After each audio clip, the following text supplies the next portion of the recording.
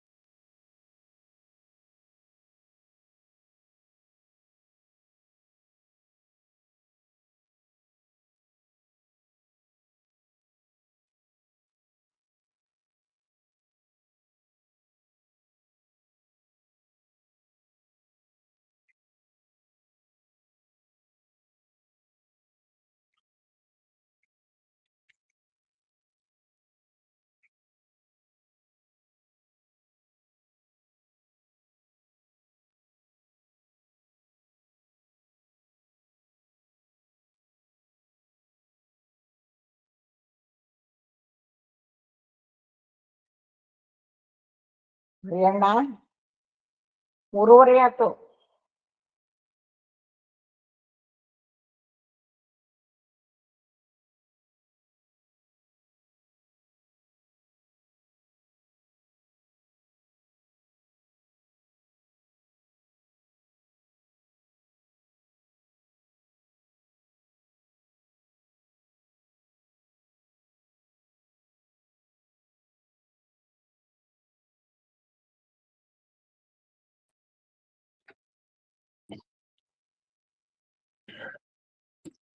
ಶ್ರೀ ಗುರುಭ್ಯೋ ನಮಃ.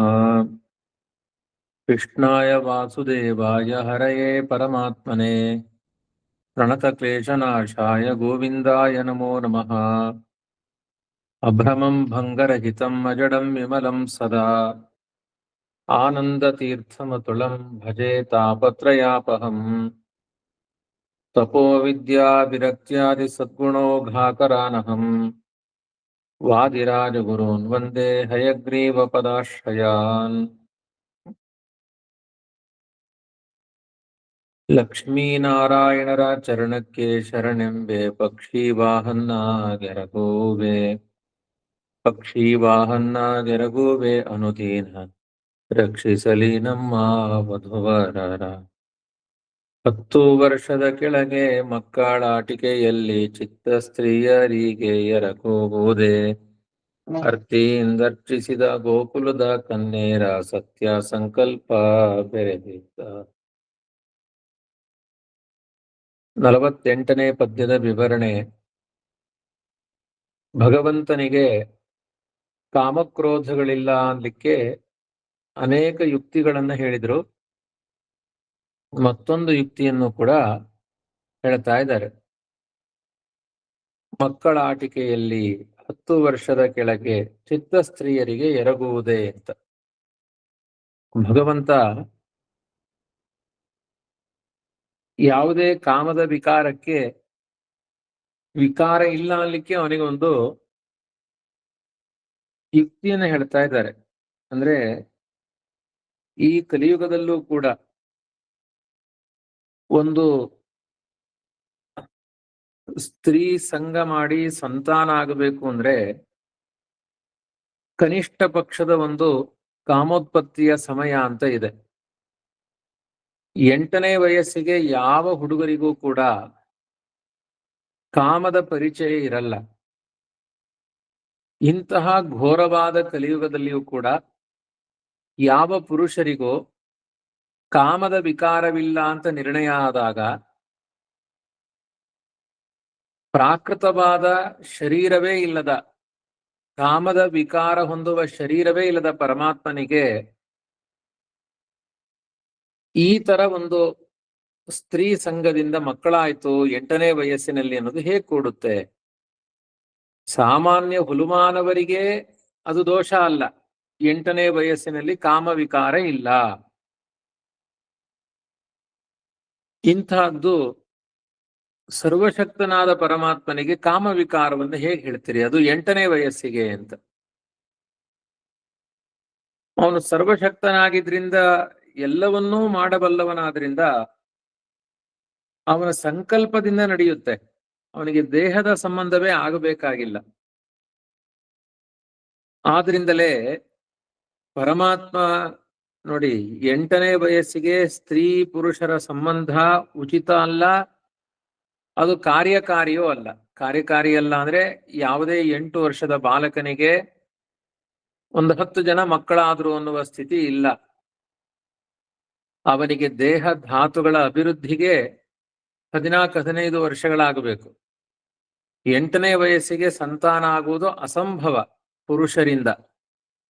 ಅಂತಹದ್ದು ಪರಮಾತ್ಮನಿಗೆ 8ನೇ ವಯಸ್ಸಿನಲ್ಲಿ ಎಷ್ಟು ಜನ ಮಕ್ಕಳಿದ್ರು ಅಂದ್ರೆ 10 ಲಕ್ಷ ಜನ ಮಕ್ಕಳಾದ್ರು ಅನ್ನುತ್ತೆ ಹರಿವಂಶ ಮಹಾಭಾರತ.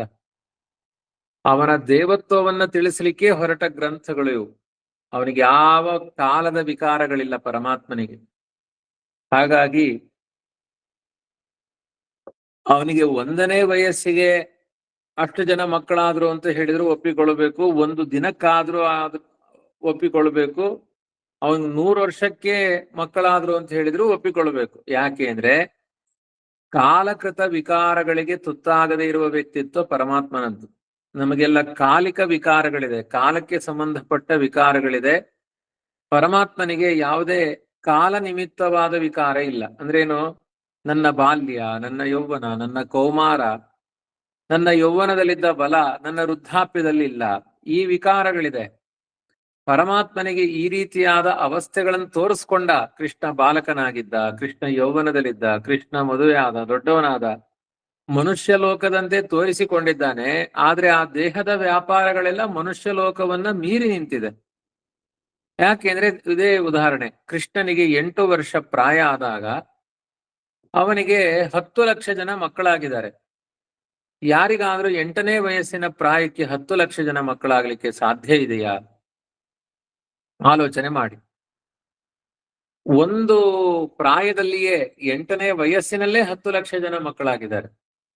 ದಿನಕ್ಕೊಬ್ಬ ಮಗ ಅಂತ ಲೆಕ್ಕ ಹಾಕಿದ್ರು ಕೃಷ್ಣಾವತಾರದಲ್ಲಿ ಪರಮಾತ್ಮನಿಗೆ ಸುಮಾರು ಒಂದು 40,000 ದಿನ ಇದ್ದ ಪರಮಾತ್ಮ ಭೂಲೋಕದಲ್ಲಿ ಅಂತ ಅಂದಾಜು ಮಾಡಿದ್ರು. ದಿನಕ್ಕೊಬ್ಬ ಮಗ ಸಾಧ್ಯ ಇಲ್ಲ. ಹಾಗೆ ಯೋಚನೆ ಮಾಡಿದ್ರು 40,000 ಜನ ಮಕ್ಕಳಾಗಬೇಕು. 8ನೇ ವಯಸ್ಸಿಗೆ ಪರಮಾತ್ಮನಿಗೆ 10 ಲಕ್ಷ ಜನ ಮಕ್ಕಳಾಗಿದ್ದು ಹೇಗೆ? ಅದಕ್ಕೆ ವಾದಿರಾಜರು ಉತ್ತರ ಕೊಡ್ತಾರೆ. ಸತ್ಯ ಸಂಕಲ್ಪ ಅಂತ ಉತ್ತರವನ್ನು ಕೊಟ್ಟಿದ್ದಾರೆ. ಭಗವಂತ ಅವನ ಆಲೋಚನೆ ಮಾಡಿದ್ರೆ ಸಾಕು ಮಕ್ಕಳಾಗ್ತಾರೆ. ಈಗ ಯಾವುದೋ ಒಬ್ಬ ಜ್ಞಾನಿಗಳ ಹತ್ರ ಹೋಗಿ, ಸ್ವಾಮಿ ನಮಗೆ ಸಂತಾನ ಆಗಿಲ್ಲ, ನೀವು ಜಪ ಮಾಡಿಕೊಡಿ ಅಂದ್ರೆ ಅವರಲ್ಲಿ ಒಂದಷ್ಟು ಮಂತ್ರದ ಬಲ ಇರುತ್ತೆ. ಅವ್ರು ಜಪ ಮಾಡಿ ಆ ಮಂತ್ರಾಕ್ಷತೆಯನ್ನು ಕೊಟ್ರೆ ಆ ಪುಣ್ಯದಿಂದ ಸಂತಾನ ಆಗುತ್ತೆ. ಅದಕ್ಕೆ ಸ್ವಾಮಿಗಳ ಮಗ ಅಂತ ಅರ್ಥನ? ಸ್ವಾಮಿ ನಿಮ್ಮ ಮಗು ಇದು ಅಂತ ಹೇಳ್ತೇವೆ. ಅದರ ಅರ್ಥ ಏನು? ನಿಮ್ಮ ಮಂತ್ರದ ಬಲದಿಂದ ಹುಟ್ಟಿದ ಮಗು ಅಂತ ಇಷ್ಟೇ ಅರ್ಥ. ಅದೇ ತರ ಭಗವಂತನ ಸಂಕಲ್ಪದಿಂದಲೇ. ಅದಕ್ಕೆ ಪ್ರಾಕೃತವಾದ ದೇಹಗಳ ಸಂಬಂಧ ಆಗಬೇಕಿಲ್ಲ. ಇವತ್ತು ನಮಗೇನಾದ್ರೂ ಮಕ್ಕಳಾಗ್ತಾರೆ ಅಂದ್ರೆ ದೇವರ ದಯೆ ಅಂತಾನೆ ನಾವು ಹೇಳ್ತೀವಿ ಅದನ್ನ. ಹಾಗೆ ಅದು ಭಗವಂತನ ಅನುಗ್ರಹದಿಂದ ಸಂಜಾತರಾದ ಮಕ್ಕಳು 10 ಲಕ್ಷ ಜನ ಮಕ್ಕಳು. ಕೃಷ್ಣನ ಉಪನಯನಕ್ಕೆ ಇವರೆಲ್ಲ ಬಂದಿದ್ರಂತೆ. ಕೃಷ್ಣನಿಗೆ ಇನ್ನೂ ಬ್ರಹ್ಮಚರ್ಯ ದಾಟಿ ಬ್ರಹ್ಮಚರ್ಯ ಆರಂಭ ಆಗಬೇಕು. ಆ ಬ್ರಹ್ಮಚರ್ಯದ ಕಾಲದಲ್ಲಿ ಉಪನಯನ ಸಂಸ್ಕಾರವನ್ನ ಮಾಡಿದ್ರೆ ಆ ಉಪನಯನದ ಸಮಾರಂಭಕ್ಕೆ 10 ಲಕ್ಷ ಜನ ಕೃಷ್ಣನ ಮಕ್ಕಳು ಬಂದಿದ್ದಾರಂತೆ. ಯಾರು ಅವರೆಲ್ಲ ಅಂದ್ರೆ ಅನೇಕ ಗೋಪಿಯರ ಸಂಘದಿಂದ ಹುಟ್ಟಿದ ಮಕ್ಕಳು ಅಂತ ಹೇಳಿದ್ದಾರೆ. ಅಂದ್ರೆ ಸಂಘ ಅಂದ್ರೆ ಏನ್ ಅರ್ಥ ಇಲ್ಲಿ? ಅದನ್ನೇ ಹೇಳಿದ್ದು. ಕೃಷ್ಣನ ರಾಸಲೀಲೆ, ಕೃಷ್ಣನ ಸ್ತ್ರೀಯರ ಸಂಘ ಮನುಷ್ಯ ಲೋಕದವರಿಗೆ ಅರ್ಥವಾಗುವ ಸಂಬಂಧಗಳಲ್ಲ ಅದು. ಬ್ರಹ್ಮಾದಿ ದೇವತೆಗಳು ಬಂದು ಆ ರೀತಿಯಾದ ಆ ಕೃಷ್ಣ ಅನೇಕ ಹೆಣ್ಮಕ್ಕಳ ಜೊತೆಗೆ ಏನು ವಿಲಾಸ ಮಾಡಿದ ಅದನ್ನ ಬ್ರಹ್ಮಾದಿ ದೇವತೆಗಳು ಫೋಟೋ ತಕ್ಕೊಂಡ್ರಂತೆ, ಬ್ರಹ್ಮಾದಿ ದೇವತೆಗಳು ವಿಡಿಯೋ ಮಾಡ್ಕೊಂಡ್ರು. ಇಂಥ ಲೀಲೆಗಳನ್ನ ಯಾವ ದೇವಲೋಕದ ದೇವತೆಗಳಿಗೂ ಮಾಡ್ಲಿಕ್ಕೆ ಸಾಧ್ಯ ಇಲ್ಲ, ಮನುಷ್ಯ ಲೋಕದ ಮನುಷ್ಯರಿಗೂ ಮಾಡ್ಲಿಕ್ಕೆ ಸಾಧ್ಯ ಇಲ್ಲ ಅಂತ ಬ್ರಹ್ಮಾದಿ ದೇವತೆಗಳೇ ಬೆರಗಾಗುವಂತಹ ಒಂದು ಅದ್ಭುತವಾದ ಅಭಿಪ್ರಾಯವನ್ನ ರಾಸವಿಲಾಸದಲ್ಲಿ ದೇವರು ತೋರಿಸಿಕೊಟ್ಟ.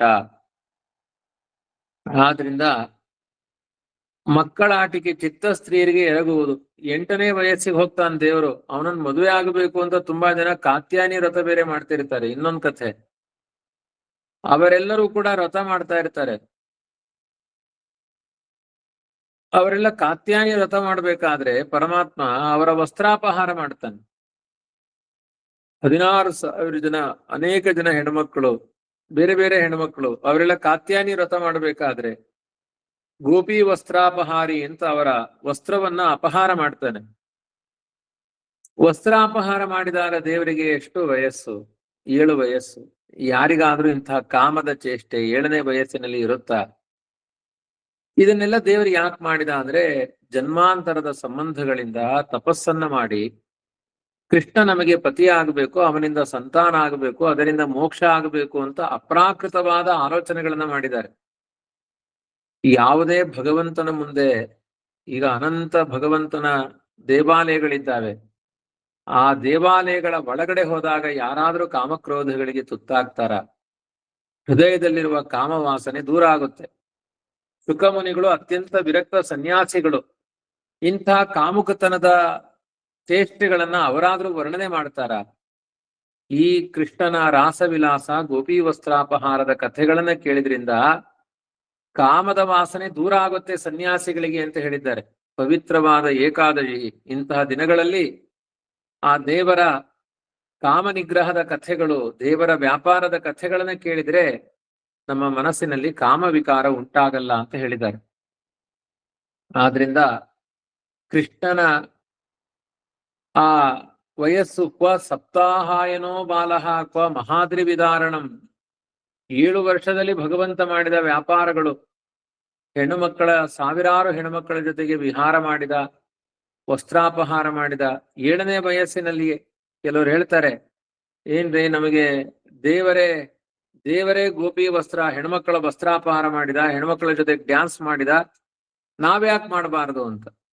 ಅಂಥವ್ರಿಗೆ ಪ್ರತಿಯಾಗಿ ಪ್ರಶ್ನೆ ಕೇಳಬೇಕು. ದೇವರು ಹುಟ್ಟಿ 10ನೇ ದಿನಕ್ಕೆ ಪೂತನೆಯ ವಿಷವನ್ನ ಪಾನ ಮಾಡಿದ, ನೀವು ಮಾಡಿ.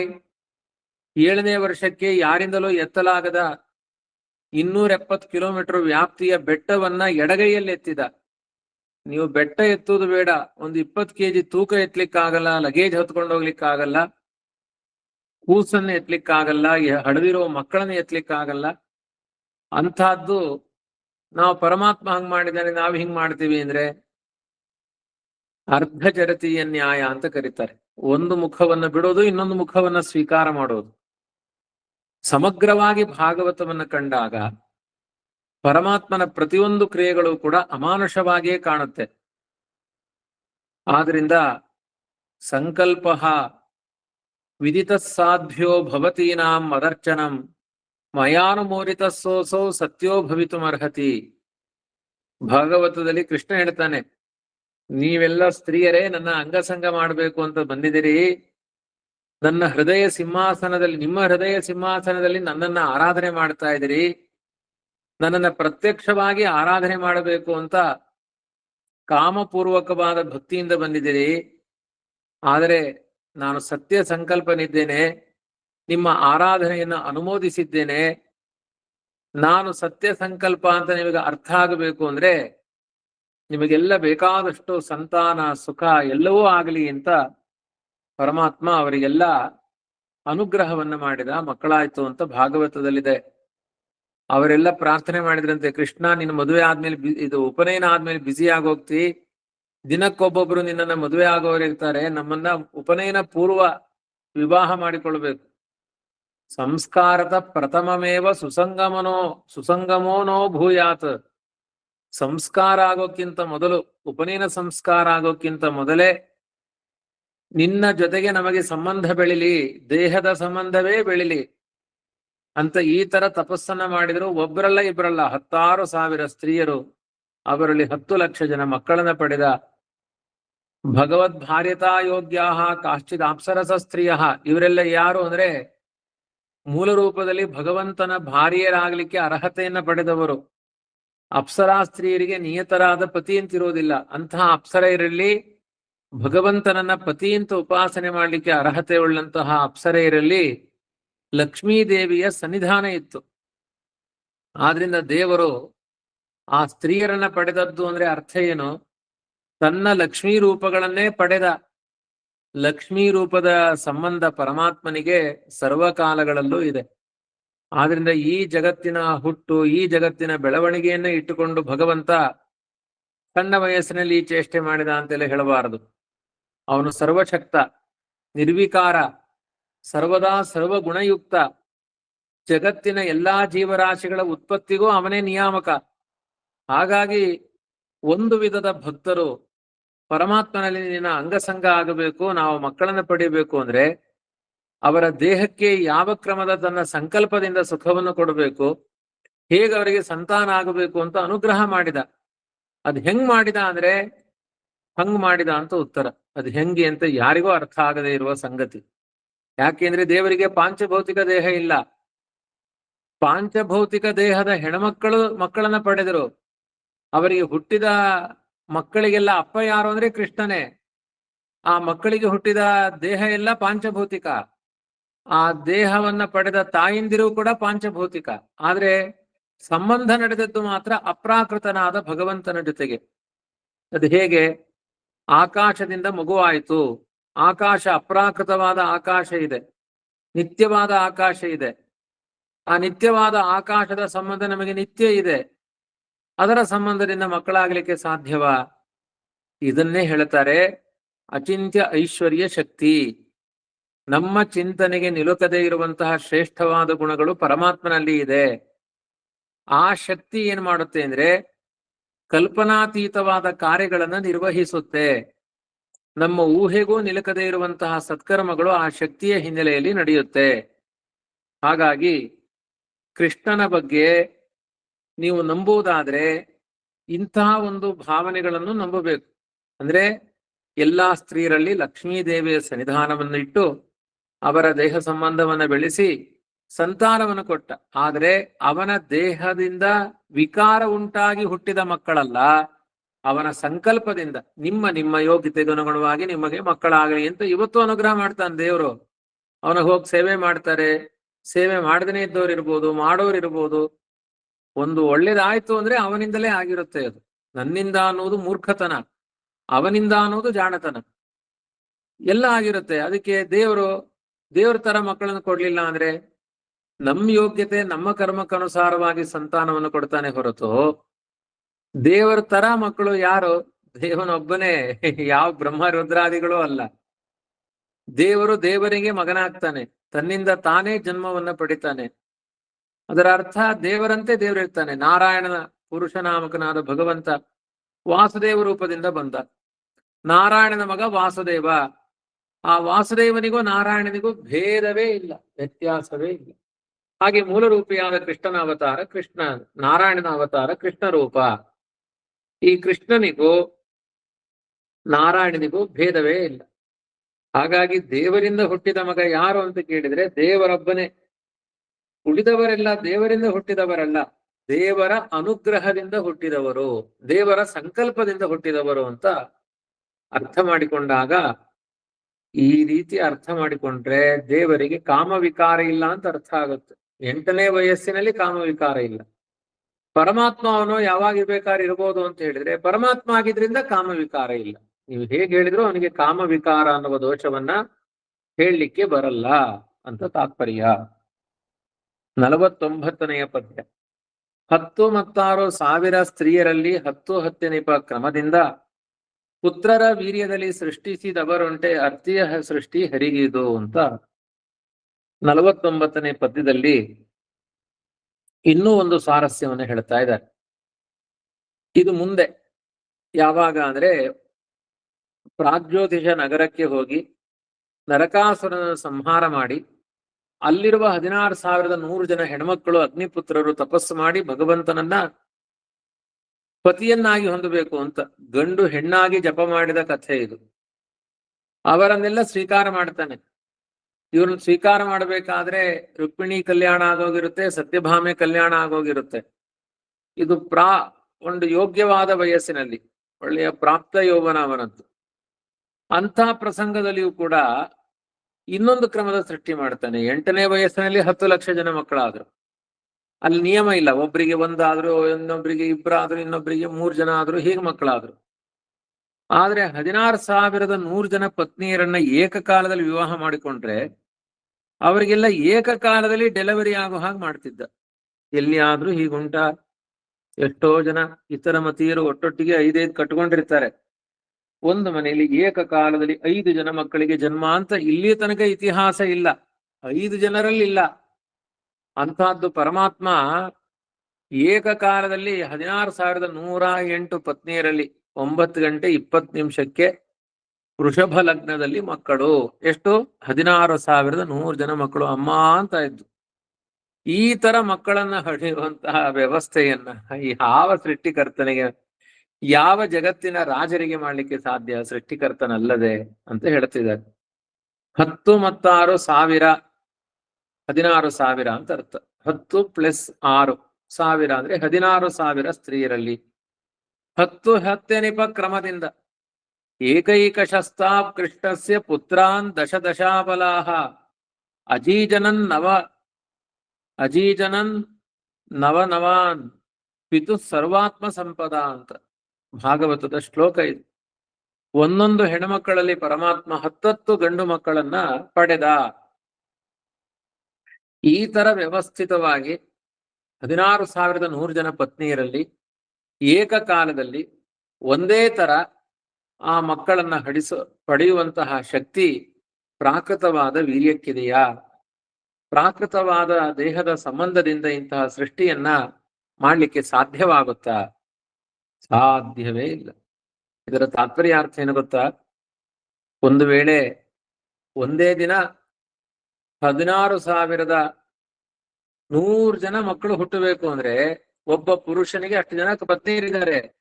ಒಂದೇ ದಿನ ಆ ಪುರುಷ ಅಷ್ಟು ಸ್ತ್ರೀಯರ ಸಂಬಂಧ ಬೆಳೆಸಬೇಕು. ಇಲ್ಲದ್ರೆ ಒಂದೇ ದಿನ ಹುಟ್ಟಲಿಕ್ಕೆ ಹೇಗೆ ಸಾಧ್ಯ? ಒಂದೇ ನಕ್ಷತ್ರದಲ್ಲಿ ಹುಟ್ಟಲಿಕ್ಕೆ ಹೇಗೆ ಸಾಧ್ಯ? ಅದು ಹೇಗೆ ಸಾಧ್ಯ? ಅಸಂಭವ. 16,100 ಜನ ಪತ್ನಿಯರ ಸಂಬಂಧ ಹೇಗೆ ಸಾಧ್ಯ? ಇದಕ್ಕೆ ಹೇಳಬೇಕು, ಇಚ್ಛಾ ಮಾತ್ರ ತಪೋ ಸೃಷ್ಟಿ ನದು ಹಿತೋಮಯಿ ಸೃಷ್ಟಿ. ಪ್ರಾಕೃತ ದೇಹದಿಂದ ಇವರ ಸೃಷ್ಟಿಗಳಲ್ಲ, ಇಚ್ಛಾ ಮಾತ್ರದಿಂದ ಭಗವಂತ ಇಂತಹ ಸೃಷ್ಟಿಯನ್ನು ಮಾಡಿದ್ದಾನೆ ಅಂತ ಹೀಗೆ ವ್ಯಾಖ್ಯಾನ ಮಾಡಿಕೊಳ್ಳಬೇಕೇ ವಿನ ಅವನದ್ದು ಪ್ರಾಕೃತ ದೇಹದಿಂದ ಸೃಷ್ಟಿ ಅಂತ ಹೇಳಿದ್ರೆ ಇದನ್ನೆಲ್ಲ ಹೇಗೆ ಕೂಡಿಸ್ಲಿಕ್ಕಾಗುತ್ತೆ?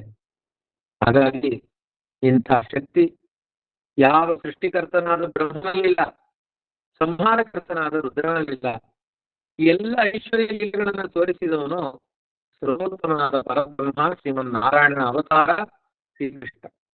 ಅವನೊಬ್ಬನೇ ಸರ್ವೋತ್ತಮ. ಇನ್ನು ಉಳಿದವರೆಲ್ಲ ಅನುಸರ ಪರಮಾತ್ಮನ ಸೇವಕರು. ಬ್ರಹ್ಮನು ಸೇವಕ, ರುದ್ರನು ಸೇವಕ, ಇತರ ಪರಿವಾರ ದೇವತೆಗಳೆಲ್ಲ ಸೇವಕರಷ್ಟೇ. ಸ್ವಾಮಿ ಯಾರು? ಸ್ವಾಮಿ ಸೇವಕ. ಸ್ವಾಮಿ ಕೃಷ್ಣ ಪರಮಾತ್ಮ, ಉಳಿದವರೆಲ್ಲ ಸೇವಕರು. ಈ ರೀತಿಯಾಗಿ ಆಲೋಚನೆ ಮಾಡಿ ಪುತ್ರರ ವೀರ್ಯದಲ್ಲಿ ಸೃಷ್ಟಿಸಿದವರುಂಟೆ. 10 ಹತ್ತೆನಿಪ ಕ್ರಮದಿಂದ ಪುತ್ರರ ವೀರ್ಯದಲ್ಲಿ ಸೃಷ್ಟಿಸಿದವರುಂಟೆ. 10 ಮಕ್ಕಳು ಪ್ರತಿಯೊಬ್ಬರಲ್ಲಿಯೂ, ಒಬ್ಬರಾದ್ಮೇಲೆ ಒಬ್ರು, ಪ್ರತಿಯೊಬ್ಬರಿಗೂ 10 ಮಕ್ಕಳು. ಜಾಸ್ತಿ ಇಲ್ಲ, ಕಡಿಮೆ ಇಲ್ಲ, ಸರಿಯಾಗಿ 10 ಗಂಡು. ಕೆಲವರಿಗೆ ಹೆಣ್ಣು ಇನ್ನೊಂದು ಬೇಕು ಅಂದಾಗ ಎಕ್ಸ್ಟ್ರಾ ಹುಟ್ಟಿದ್ರು ಅಂತಿದೆ. ನಿಯಮೇನ ಎಲ್ಲಾರ ಮನೇಲಿ ಒಂದೊಂದು ಹೆಣ್ಣಿತ್ತು. 10 ಗಂಡು ಹುಟ್ಟಿದ ಮೇಲೆ ಒಂದು ಹೆಣ್ಣು ಹಡಿದ್ರು. ಕೆಲವರಿಗೆ 2 ಹೆಣ್ಣು ಹಡಿದ್ರು, ಕೆಲವರು 3 ಹೆಣ್ಣು ಹಡಿದ್ರು. ಒಟ್ಟು 13ಕ್ಕೆ ಸ್ಟಾಪ್. ಗಂಡು 10 ಗಂಡು ಪ್ರತಿಯೊಬ್ಬರಿಗೂ, ಪ್ರತಿಯೊಬ್ಬರ ಮನೆಯಲ್ಲೂ. ಇಲ್ದೇನೆ ಇದ್ರೆ ಮತ್ತೆ ಅಲ್ಲಿ ಗಲಾಟೆ ಆಗುತ್ತೆ. ಹಿಂದೆ ಕತೆ ಹೇಳಿದ್ದೆ. ದಕ್ಷ ಪ್ರಜಾಪತಿ ಚಂದ್ರನಿಗೆ 27 ಜನ ಪತ್ನಿಯರನ್ನ ಕೊಟ್ಟ. ಮದುವೆ ಆಗ ಒಂದು ಮಗಳನ್ನ ದಾನ ಮಾಡಿದ, ಮಕ್ಕಳನ್ನ. ಅವನಿಗೆ ರೋಹಿಣಿಯಲ್ಲಿ ತುಂಬಾ ಆಸಕ್ತಿ ಉಳಿತು, ಬೇರೆಯವ್ರನ್ನೆಲ್ಲ ಉದಾಸೀನ ಮಾಡಿದ ಅಂತ ಕ್ಷಯರೋಗ ಬಂತು ಚಂದ್ರನಿಗೆ. ಮಾವನೇ ಶಾಪ ಕೊಟ್ಟ, ನಾನು ಕೊಟ್ಟ ಕಣ್ಣೀರನ್ನ ಸರಿಯಾಗಿ ಪ್ರೀತಿಸ್ಲಿಕ್ಕಾಗಲ್ಲ ಅಂದ್ರೆ ಯಾಕೆ ದಾನ ತಗೊಂಡಿ ಅಂತ ಗಲಾಟೆಗೆ ಬಿದ್ದ. ಪರಮಾತ್ಮ 16,100 ಜನ ಮನೆಯಲ್ಲಿ ಎಲ್ಲಾ ಪತ್ನಿಯರನ್ನು ಸಮಾನವಾಗಿ ನೋಡಿಕೊಂಡ ದೊರೆ ಸರ್ವೋತ್ತಮನಾದ ಭಗವಂತ ಮಾತ್ರ. ಯಾವ ರಾಜರು ನೋಡ್ಕೊಳ್ಳಿಲ್ಲ, ಯಾವ ಸೃಷ್ಟಿಕರ್ತರೂ ನೋಡ್ಕೊಳ್ಳಿಲ್ಲ. ಇಂತಹ ಶಕ್ತಿ ಅವನಿಗೆ ಮಾತ್ರ ಇದೆ. ಹಾಗಾಗಿ ಪರಮಾತ್ಮನಿಗೆ ಪೂರ್ಣತೆ ಇದೆ. 16,000 ಜನ ತಪಸ್ಸು ಮಾಡಿದ್ರು, 16,000 ಜನಕ್ಕೆ ಸೌಖ್ಯ ಕೊಟ್ಟ. 16 ಕೋಟಿ ಜನ ಬಂದ್ರು, ಅವರಿಗೆ ಅದೇ ಸೌಖ್ಯವನ್ನೇ ಕೊಡ್ತಾನೆ. ದೇವರಲ್ಲಿ ಅಂಥ ಅದ್ಭುತವಾದ ಶಕ್ತಿ ಇದೆ. ಹಾಗಾಗಿ ಅವನು ದೇವತ್ವವನ್ನು ಹೊಂದಿದ್ದಾನೆ. ಅರ್ಥಿಯ ಸೃಷ್ಟಿ ಹರಿಗಿದು ಅಂತ ಹೇಳಿದ್ದಾರೆ. ಅರ್ಥಿಯ ಸೃಷ್ಟಿ ಅಂದ್ರೆ ಆನಂದೋದ್ರೇಕದಿಂದ ಆದ ಸೃಷ್ಟಿ, ಪೂರ್ಣಾನಂದ ತೃಪ್ತಿಗಾಗಿ ಮಾಡಿದ ಸೃಷ್ಟಿ ಅಲ್ಲ. ಸಾಮಾನ್ಯ ಜಗತ್ತಿನಲ್ಲಿರುವಂತಹ ಮಕ್ಕಳ ಉತ್ಪತ್ತಿ ಎಲ್ಲ ಕಾಮದ ವಿಕಾರದ ಸೃಷ್ಟಿ, ನಮ್ಮ ಆನಂದ ಪ್ರಾಪ್ತಿಗಾಗಿ ಮಾಡುವ ಸೃಷ್ಟಿ. ಆದ್ರೆ ಪರಮಾತ್ಮ ಯಾವುದನ್ನು ಪಡಿಬೇಕಾಗಿಲ್ಲ ಅನ್ನುವುದನ್ನ ಅರ್ಥಿಯ ಸೃಷ್ಟಿ ಅಂತ ಹೇಳಿದ್ದಾರೆ. ಸಂತೋಷದಿಂದ ಆದ ಸೃಷ್ಟಿ. ಒಂದು ವೇಳೆ ಇದನ್ನೇ ಸರಸ ಭಾರತಿ ವಿಲಾಸಲ್ಲೂ ಕೇಳ್ತಾರ ವಾದಿರಾಜರು. ಯದಿ ರೇತೋಮಯೀ ಸೃಷ್ಟಿ ಕೃಷ್ಣಸ್ಯ ದ್ವಾರಕಾಪುರೆ ತರ್ಹಿ 16,000 ಪತ್ನೀಷು ಏಕೈಕಶ ಪ್ರಭೋ ಪುತ್ರ ದಶದಶೈವಾಸನ್ ನನ್ಯೂನಾನ್ ಅಧಿಕಾ ಕುತಃ. ರೇತೋಮಯಿ ಸೃಷ್ಟಿ ಆಗಿದ್ರೆ ಸರಿಯಾಗಿ 10 ಅನ್ನುವ ಕ್ರಮದಲ್ಲೇ ಮಕ್ಕಳಾದ್ರೆ ಹೊರತು 16,000 ಸ್ತ್ರೀಯರಲ್ಲಿ ಜಾಸ್ತಿಯೂ ಆಗ್ಲಿಲ್ಲ, ಕಡಿಮೆಯೂ ಆಗ್ಲಿಲ್ಲ. ಇದು ಹೇಗಾದ್ರೂ ಜಗತ್ತಿನಲ್ಲಿ ಕಾಣಲಿಕ್ಕೆ ಸಾಧ್ಯವ? ಆದ್ರಿಂದ ಜಗತ್ತಿನ ಚೇಷ್ಟಕ ನಾನು ಅನ್ನುವುದನ್ನು ದೇವರು ತೋರಿಸಲಿಕ್ಕೆ ಇಂಥ ವ್ಯಾಪಾರಗಳನ್ನ ಮಾಡಿದಾನೆ ದೇವರು. ಇದು ಈ ತರ ಆಯ್ತಲ್ವಾ? ಇನ್ನು ಕೆಲವೊಮ್ಮೆ ಅನೇಕ ಗೊಲ್ಲರಹಟ್ಟಿಯ ಸ್ತ್ರೀಯರು, ಅನೇಕ ಗೋಕುಲದ ಸ್ತ್ರೀಯರು, ಮಥುರೆಯ ಸ್ತ್ರೀಯರು, ಅವನು ಎಲ್ಲಿ ಹೋಗ್ತಾನೆ ಅಲ್ಲಿ ಸಾವಿರಾರು ಸ್ತ್ರೀಯರು ಪರಮಾತ್ಮನನ್ನ ತದೇಕ ಚಿತ್ತದಿಂದ ನೋಡಿದ್ದಾರೆ, ಕಾಮದ ದೃಷ್ಟಿಯಿಂದ ನೋಡಿದ್ದಾರೆ. ಪರಮಾತ್ಮ ಅವರ ಉದ್ರೇಕಕಾರಿಯಾದ ಕಾಮದ ಕಣ್ಣೋಟಗಳನ್ನ ತಾನು ಯಾವುದೇ ರೀತಿ ವಿಕಾರಕ್ಕೆ ತುತ್ತು ಆಗದೆ ನೋಡಿದ್ದಾನೆ. ಅವ್ರನ್ನ ಪಿಬಂತ ಇವ ಚಕ್ಷುರ್ಭ್ಯಾಂ ಲಿಹಂತ ಇವ ಜಿಹ್ವಯ ಜಿಘ್ರಂತ ಇವ ನಾಸಾಭ್ಯಾಂ ಶ್ಲಿಷ್ಯಂತ ಇವ ಬಾಹುಬಿಹಿ ಅನ್ನುತ್ತೆ ಭಾಗವತ. ಒಮ್ಮೆ ಅವನನ್ನ ಆಲಿಂಗನ ಮಾಡಿಕೊಳ್ಳೋಣ ಅನಿಸ್ತಾ ಇತ್ತಂತೆ ಸಮಗ್ರ ಜಗತ್ತಿಗೆ. ಅಂಥ ಮನಮೋಹಕ ಕೃಷ್ಣ. ಆದ್ರೆ ಸಾವಿರಾರು ಲಕ್ಷ ಲಕ್ಷ ಜನ ಸ್ತ್ರೀಯರು ಅವನನ್ನ ಕಾಮವಾಸನೆಯಿಂದ ನೋಡಿದ್ರೆ ಪರಮಾತ್ಮ ಅವರ ಕಾಮ ವಾಸನೆ ಪರಿಹಾರ ಆಗುವ ಹಾಗೆ ಅನುಗ್ರಹ ಮಾಡಿದ ಹೊರತು ಅವರ ಪ್ರಣಯ ಉದ್ರೇಕಕಾರಿಯಾದ ಕಾಮದ ಕಡೆಗಣ್ಣಿನ ನೋಟಗಳಿಗೆ ಭಗವಂತ ಸೋಲನ್ನ ಅನುಭವಿಸಲಿಲ್ಲ. ಇಂಥ ಸರ್ವಶಕ್ತನಾಗಿದ್ದಾನೆ ಭಗವಂತ. ಆದ್ರಿಂದಲೇ ಹೇಳಿದ್ದು ದೇವರ ಈ ವ್ಯಾಪಾರಗಳನ್ನ, ರಾಸವಿಲಾಸ, 16,000 ಸ್ತ್ರೀಯರಲ್ಲಿ ಅವನು ಮಕ್ಕಳನ್ನ ಪಡೆದ ಬಗೆ ಅದು ಯಾವುದು ಕಾಮದ ಹಿನ್ನೆಲೆಯಲ್ಲಿ ಇಲ್ಲ. ಆದ್ರಿಂದ ಆ ಗುಣಗಳನ್ನ ಚಿಂತನೆ ಮಾಡ್ತಾ ಇದ್ರೆ ಕೃಷ್ಣನ ರಾಸವಿಲಾಸ, ಸ್ತ್ರೀ ವಸ್ತ್ರಾಪಹಾರ, ಆಮೇಲೆ 16,000 ಸ್ತ್ರೀಯರಲ್ಲಿ ಮಕ್ಕಳನ್ನ ಪಡೆದ ಕಥೆಗಳಲ್ಲೆಲ್ಲ ಅಪ್ರಾಕೃತವಾದ ಚಿಂತನೆ ಇದೆ. ಕಾಮ ವಿಕಾರದ ಆಲೋಚನೆಗಳಿಲ್ಲ ಇಲ್ಲಿ.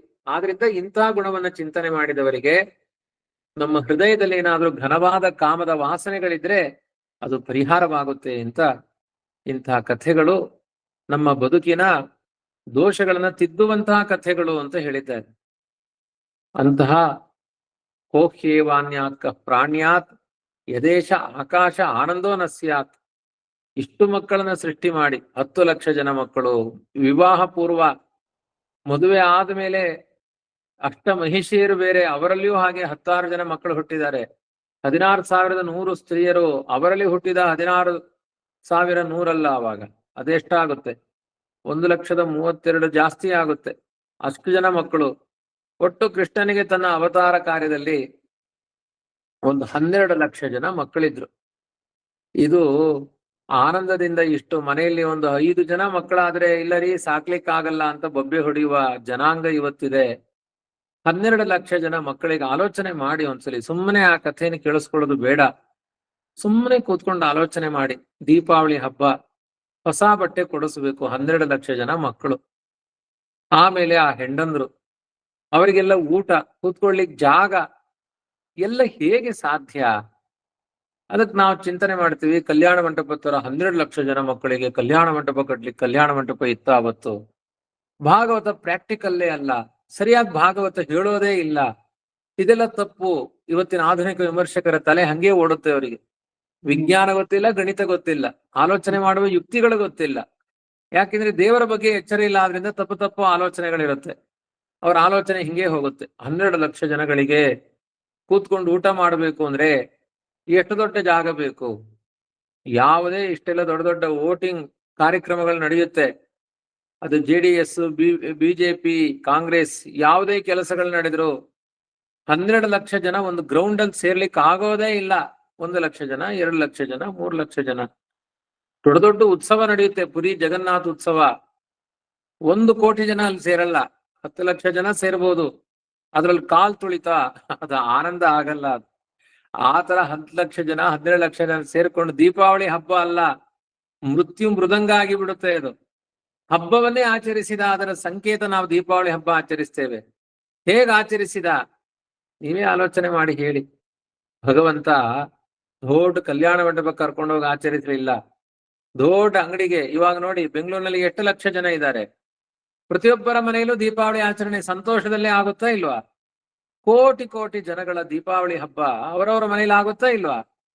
ಹಾಗೆ ಪರಮಾತ್ಮ ಒಂದು ರೂಪದಿಂದ 1000 ಜನದ ಒಂದು ಕಡೆ ಗುಡ್ಡೆ ಹಾಕೊಂಡು ಮಾಡಿದ್ದಲ್ಲ, ಅವರವರ ಮನೆಯಲ್ಲಿ ಒಂದೊಂದು ರೂಪದಿಂದ ಭಗವಂತ ನಿಂತ.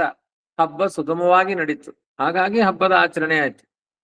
ಆದ್ರಿಂದ ನಾರದರು ಹೋಗಿ ನೋಡಿದ್ರು ಅಂತ ಇದೆ. ಯಾವ ಯಾವ ಸ್ತ್ರೀಯರು ಕೃಷ್ಣನನ್ನ ಪತಿಯಂತ ಉಪಾಸನೆ ಮಾಡಿದಾರೋ ಪ್ರತಿಯೊಬ್ಬರ ಮನೆಯಲ್ಲೂ ಕೃಷ್ಣನ ಒಂದೊಂದು ರೂಪಗಳಿತ್ತು, ಒಂದೊಂದು ರೀತಿಯಾದ ಚರ್ಯಗಳಿತ್ತು, ಒಂದೊಂದು ರೀತಿಯಾದ ಲೀಲೆಗಳಿತ್ತು. ಹಾಗಾಗಿ ನಮ್ಮ ಆಲೋಚನೆ ಯಾವಾಗ ತಪ್ಪಾಗುತ್ತೆ ಅಂದ್ರೆ, ಯಾವುದೋ ಒಂದು ದೊಡ್ಡ ನ್ಯಾಷನಲ್ ಕಾಲೇಜ್ ಗ್ರೌಂಡಿಗೆ ಬಂದು ಕೃಷ್ಣ ದೀಪಾವಳಿ ಹಬ್ಬ ಆಚರಣೆ ಮಾಡ್ಲಿಕ್ಕೆ ಹೋದ್ರು ಅದು ಅಸಂಭವ, ಹಿಂಗ್ ಲೆಕ್ಕ ಹಾಕ್ತೇವೆ. ಆ ತರ ಆಲೋಚನೆ ಮಾಡಬೇಡಿ. ದೇವರು ಸರ್ವಶಕ್ತ ಆದ್ಮೇಲೆ ಅನಂತ ರೂಪಗಳಿಂದ ಬ್ರಹ್ಮಾಂಡದ ತುಂಬಾ ಕನ್ನೇರಿದ್ರು ದೀಪಾವಳಿ ಹಬ್ಬವನ್ನ ಚೆನ್ನಾಗಿ ಆಚರಿಸ್ತಾನೆ. ಯಾಕೆಂದ್ರೆ ಬ್ರಹ್ಮಾಂಡವೇ ಅವನ ಮನೆ.